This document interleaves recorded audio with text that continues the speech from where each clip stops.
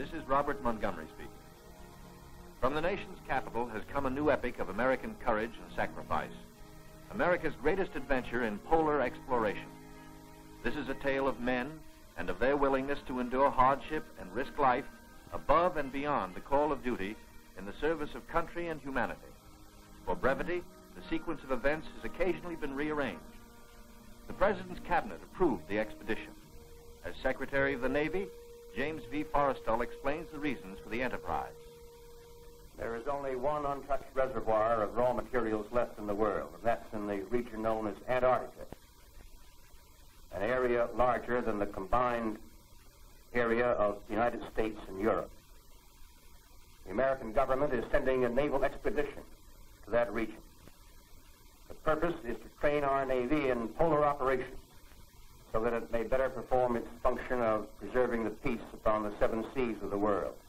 Beyond that, the American government is seeking to do its share in the discovery and the release to the world of the unknown treasures of Antarctica in the interests of all mankind.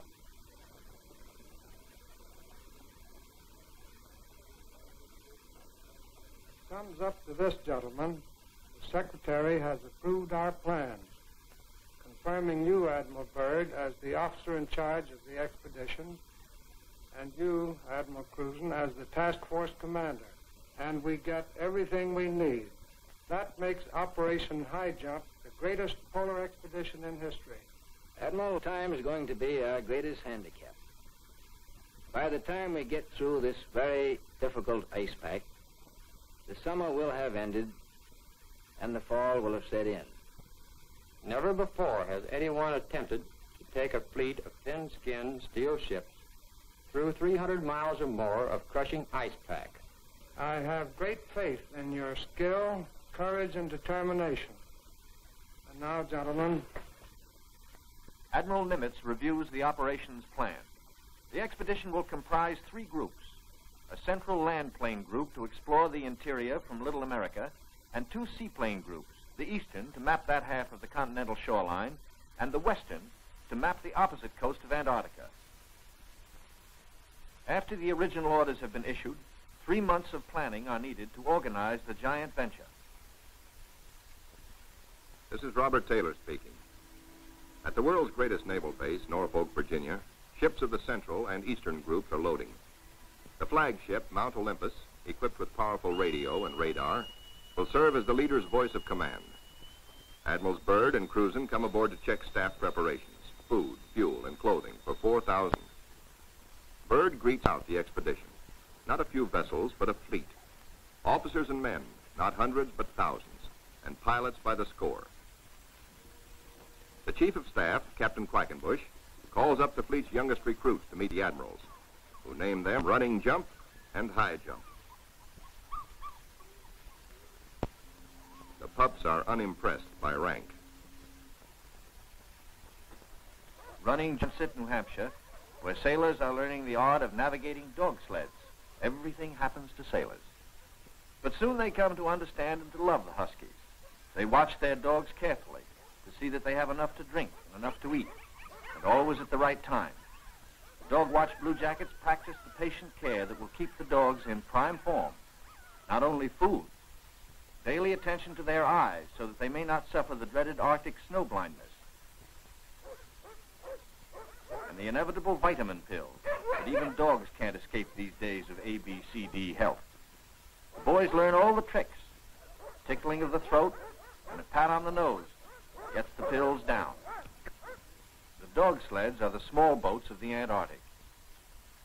Each carries 600 pounds, with 10 dogs hauling. Each dog's harness is tailor-made, carefully fitted to avoid the chafing that has been fatal to many a sled dog at below 0 temperatures. The Husky's paws are equally important. There are canine snowshoes, precisely notched for the pulling claws. In cut-down auto chassis, the sailor drivers finish training. Huskies so often have meant life itself to Admiral Byrd that he calls them his Antarctic Life Insurance Company. From Norfolk, Admiral Cruzen sails aboard the Mount Olympus. His crews are a cross-section of the country's manhood. Admiral Byrd will follow later in the carrier, Philippine Sea. The Coast Guard icebreaker, North Wind, powerful plow horse of the expedition, backs out. The seaplane tender, Pine Island, is first to stand out to sea. Steaming south via the Panama Canal, the fleet must cover 12,000 miles to reach Antarctica. At the 100th meridian west, the groups are to separate, and the central group proceed to a rendezvous point at Scott Island. This is Van Heflin speaking. Sailing day at Santiago finds the Western Group helicopters practicing final pinpoint landings on the newly installed helicopter flight deck of the seaplane tender Currituck. They are to serve as eyes of the fleet when it buffets through the pack ice, and when need be, to go on rescue missions. For exploration, 3 Martin Mariners, called PBMs, with a flight range of 3,000 miles, are spotted aboard the Currituck. Ships of the Western Group will proceed 10,000 miles south to the Balleny Islands, 860 miles to the west of Little America. Aboard the Mount Olympus, now heading south in the Pacific, Admiral Cruzen gives a traditional command, and up goes a strange flag. The Jolly Roger, signifying the crossing of the equator and authorizing the ancient shenanigans of the sea, whereby all landlubbers are painfully presented at King Neptune's court. The veteran shellbacks copperplate the pollywog's interiors with a mixture of cylinder oil and chewing tobacco. Next, the pollywogs must kiss the bosun's belly, the only kiss they'll have for many a long month.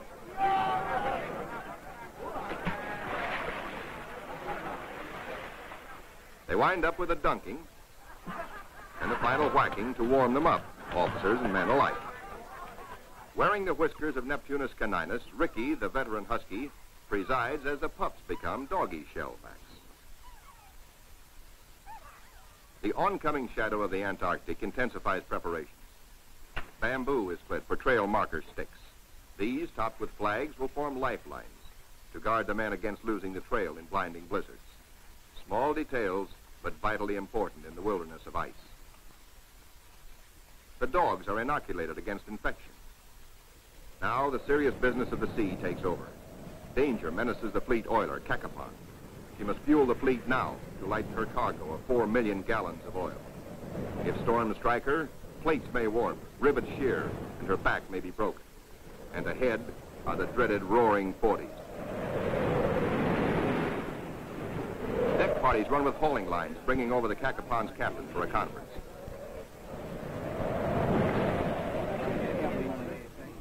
The ships are still on course, forging ahead, but the Cacapon's salty skipper smells storm coming.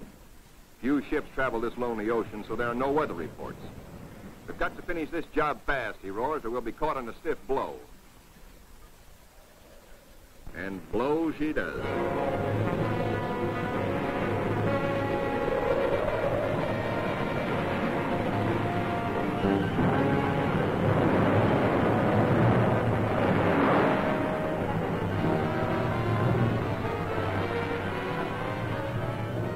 Dawn and clearing skies, but still the gale blows hard.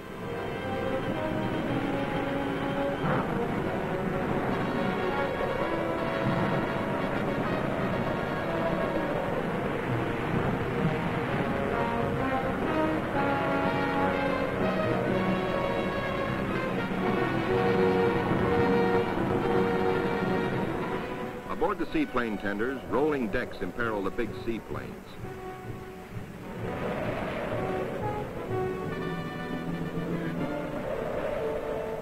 She rolls deeper. A sudden lurch. The Navy cameraman taking these pictures is thrown, his leg broken. He swings his camera, catches the nose of one plane smashed in, swings aft, spots another plane overboard, sinking in the wake.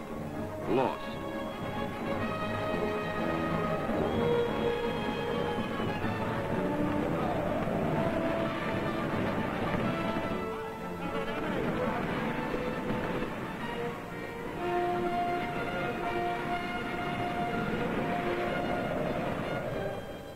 There's no loss of life, but below, in sick bay, the surgeons are busy with the injured. Today, with Navy's modern science, an injured seaman is soon up and about. We go back now to Norfolk and sailing day for Admiral Byrd. 6 DC-3s, called R4Ds by the Navy, make the longest taxi run in Navy Yard history, each with crewmen riding the tips of their 98-foot wings. Poles and buildings have been removed to clear their way to the 30,000-ton carrier, Philippine Sea. Admiral Byrd will sail the carrier close to the edge of the pack ice, then fly his 6 30,000-pound land planes from her deck, 800 miles across the pack to Little America.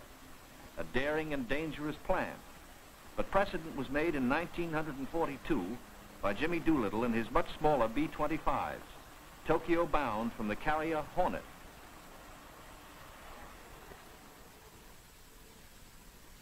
As the Philippine Sea sails on her 10,000-mile voyage, the advanced group under Cruzen has voyaged far south. They sight their first icebergs just above the Antarctic Circle. Careful bearings are taken, for the hulls of these ships are no thicker than was the steel skin of the Titanic. The treacherous ice is the enemy now as then, but danger is the sailor's business. His delight is in preserving home traditions, the Christmas tree and Christmas dinner.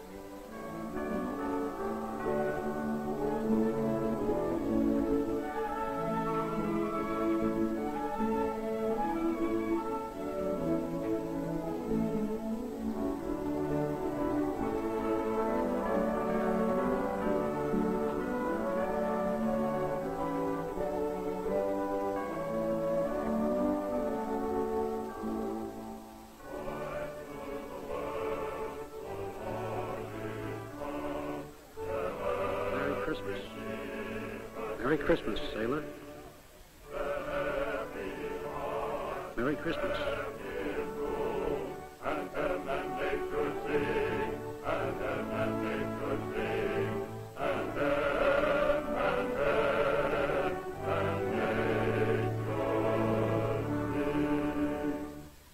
All the while, engines throb, taking the central group deeper into icebound seas. Now, by the far-seeing eye of radar, the bridge learns of land ahead, and flag communications passes the word to the fleet. Scott Island dead ahead, all ships rendezvous. 600 critical miles of their 12,000-mile voyage still to go. The ice pack ahead has been the executioner of many gallant ships. Cruzen summons captains and executive officers for a staff conference. While the staff confers, a small landing boat sets off for Scott Island, named in honor of the heroic British explorer Captain Robert Falcon Scott, who lost his life a generation ago trying to fight his way back from the South Pole.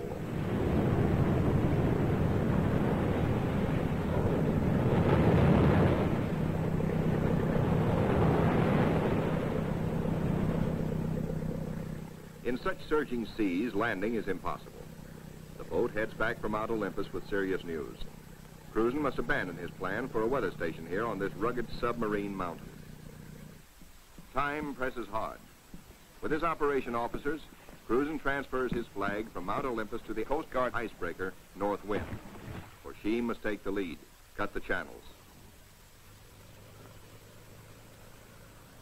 Admiral Cruzen's battle now begins. Through 600 miles of peril, the Admiral must bring his ships to the open Ross Sea, and thus to the Bay of Whales and Little America. Cruzen signals, "Follow me," and sets a careful course past icebergs. "There she blows," sings the lookout. "There she breaches," close aboard.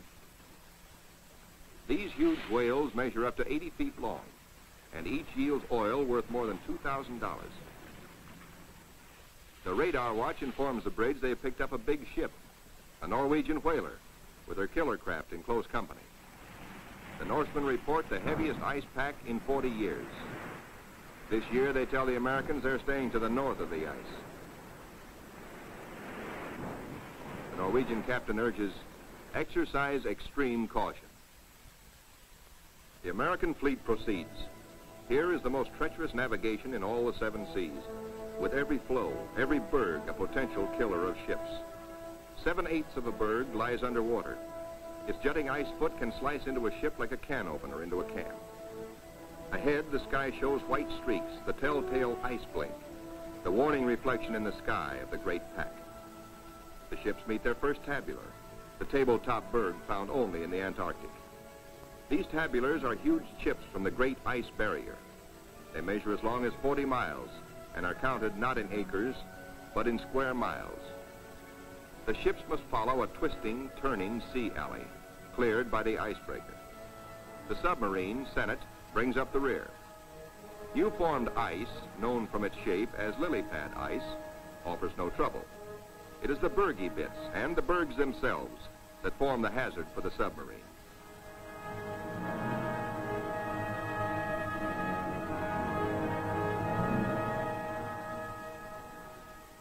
A little Adderley penguin comes aboard as pilot, rides the deck for 2 solid days. Navy cameramen find new subjects, a group of emperor penguins feeding in the lead.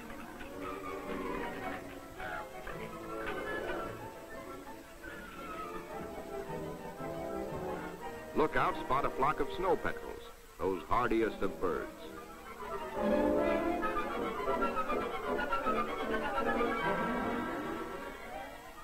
Admiral Cruzen orders reconnaissance by helicopter and himself boards the plane as observer. For the first time, the helicopter serves as the eyes of the fleet to scout out a way through the ice.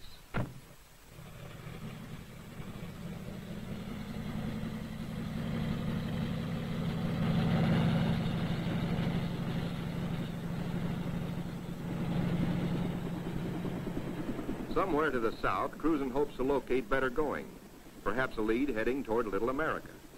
Beyond the brash ice, at first he can spot only isolated lakes. At last he sees his lead. Reconnaissance by helicopter has paid off. And just in time, for the helicopter's gas is running low. The long practice hours of pinpoint landing have not been wasted. The Admiral is safely back aboard. Cruzen changes course to head the fleet toward his lead. No open roadstead here, no channel markers. The turn is difficult for the big ships. Now to the men of the fleet comes one of nature's weirdest pictures, the Antarctic twilight. Eerie greens and pastel blues. Men who look grow silent, but long remember.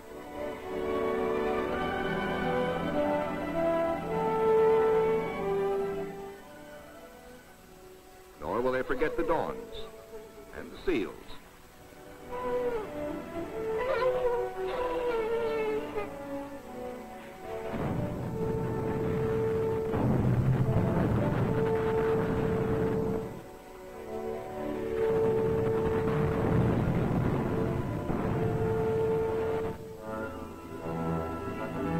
The voyage through the pack was to have taken 3 or 4 days, but a week has passed, and the task force has made only 100 of the 600 miles across the pack. An emergency radio to the north wind summons instant help. The submarine, Senate, is caught. The jaws of 2 ponderous pressure flows have closed in, locking her in a white vice. The submarine is in acute danger of being sunk.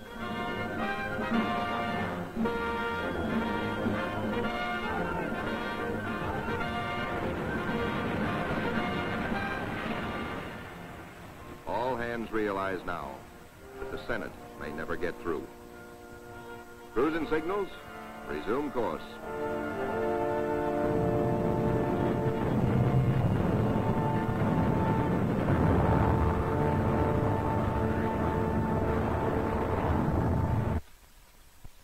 Meanwhile, the Eastern Group has steamed to Peter the First Island, 1,250 miles northeast of the main base to be established at Little America. The Eastern Group's seaplane tender, Pine Island, sends a helicopter to scout the rugged coast. Hope is fulfilled when she relocates Scott's 37-year-old camp. This was the base for the ill-fated Britain's expeditions at the turn of the century. While the helicopter waits, the Americans look over the hut, finding only an abandoned sled. But back at the Pine Island, the helicopter meets trouble. Her rotors, heavy with ice, fail. She crashes only a few feet from the safety of the landing deck. Within seconds, the Pine Island's crash boat reaches the sinking helicopter. The rescue crewmen, drilled for just such an emergency, yank Captain Dufek and his pilot safely aboard. Back at the Central Group, danger increases for the submarine. Crushing ice is now riding up over her decks. She is solidly frozen in.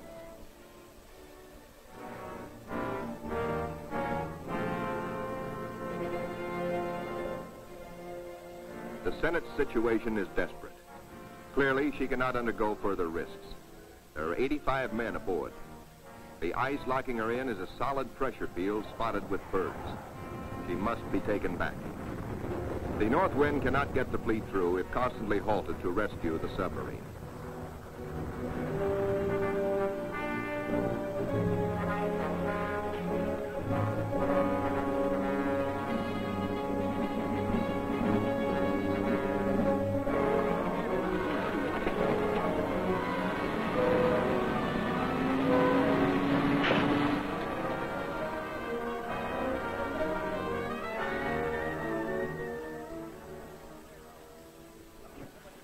Coast Guard icebreaker North Wind, with Admiral Cruzen in operational command, leaves the ships to await her return from the 400-mile round trip, towing the battered submarine, the Senate, north to the safety of the open sea. 1,200 miles to the west, 10 men set out from the western wing of the expedition on a hunt. For one of the seaplane tender Currituck's missions is to bring back specimens for the Federal Fish and Wildlife Commission. The marine marksmen storm the ice floes. These seals are armed with tiger-like jaws, easily capable of mangling a man's arm or leg. The men risk the slashing jaws of the master bull himself. He's no calf, he fights to kill. Once secured, he finds out for the first time in his life what it's like to be petted. That's not so bad. They total up their catch for the scientists back in Washington. 6 leopards, and 1 rare Ross seal. The first Antarctic seal ever to fly through the air with the greatest of ease in a cargo net. 3 days later, disaster presses close to the ships of the Central Group, helpless without the icebreaker. Their 2,000 men are marooned in a frozen sea. Below the water lines, damage control crews labor in icy water to shore up the inward closing plates. The lives of all hands are at stake.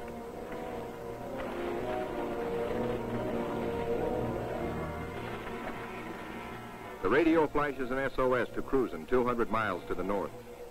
Quickly, he orders the submarine to go on by herself to Scott Island and there operate as a weather reporting station. And now begins a race against time well worthy of high place in the traditions of the United States Coast Guard.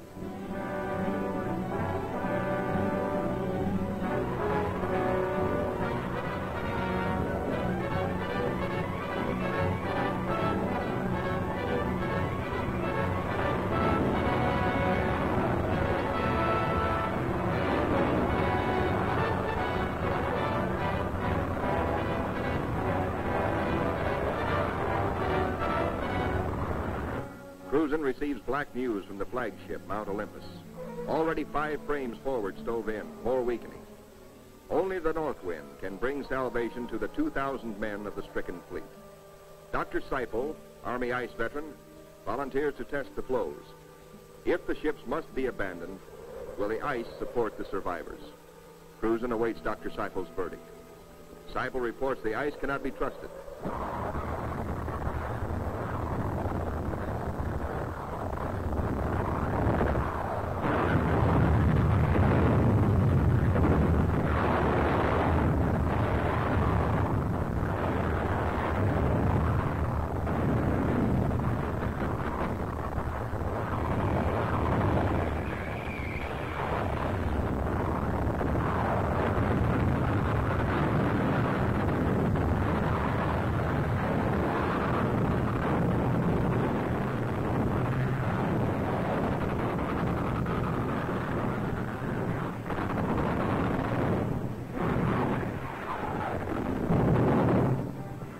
With only 2 miles to go, the icebreaker is hemmed in by ice 20 feet above water, 50 feet below, in an area as great as 100 acres.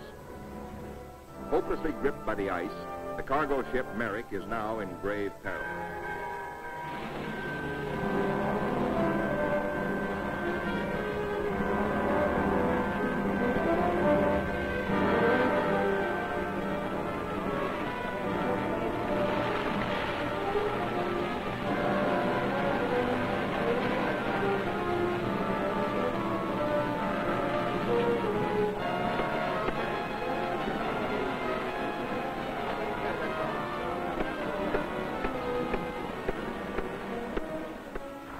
icebreaker, the fleet is now in sight over the pressure ridges. The desperate struggle of the north wind to reach them seems hopeless at times. The icebreaker counts her gain by yards now. Captain Thomas dares passages that normally he would avoid. It's the critical last round, a straight-out slugging match.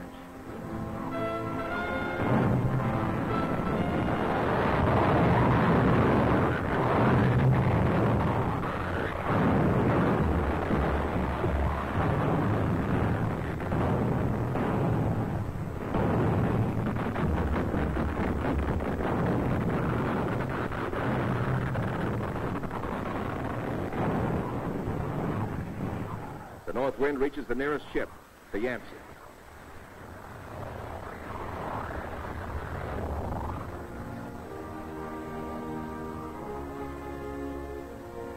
The Coast Guard icebreaker, North Wind, commands the only power operating in the whole frozen fleet. The Yancey and her 500 men are saved. Next, the Merrick, heavy in the water with a hole in her bow below the waterline.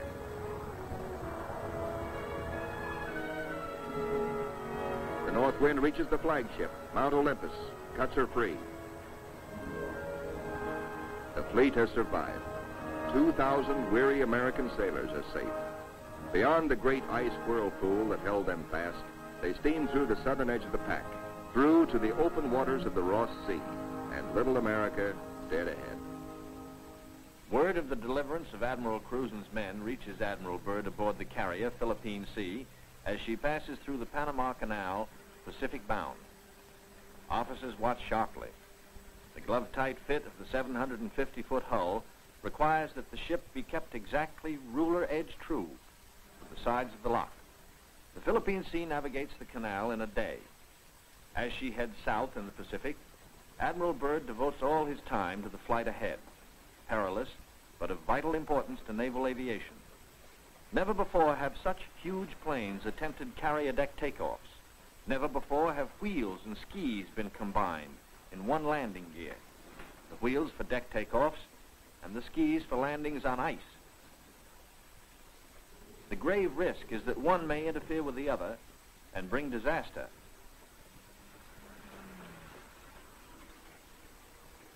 Byrd makes the decision. The wheels will have only a 3-inch clearance between skis and deck. Upon this will depend the lives of 40 men, and he will lead the way. Triumph at last for Admiral Cruzen. The entrance to the Bay of Whales, the famous 400-mile Ross Barrier. The Admiral can now relax. He, an American admiral, has brought a modern fleet for the first time into the innermost waters touching the great unknown continent of Antarctica. This is an historic moment. At long last, Admiral Byrd has realized his dream of many years of reaching little America with men and ships of the United States Navy. Reception committee. Hey, gang, hurry up. Look at the big penguins in our bay. Big penguins, bigger than emperors. Big black mountains that move. They walk like us, but not quite the right way.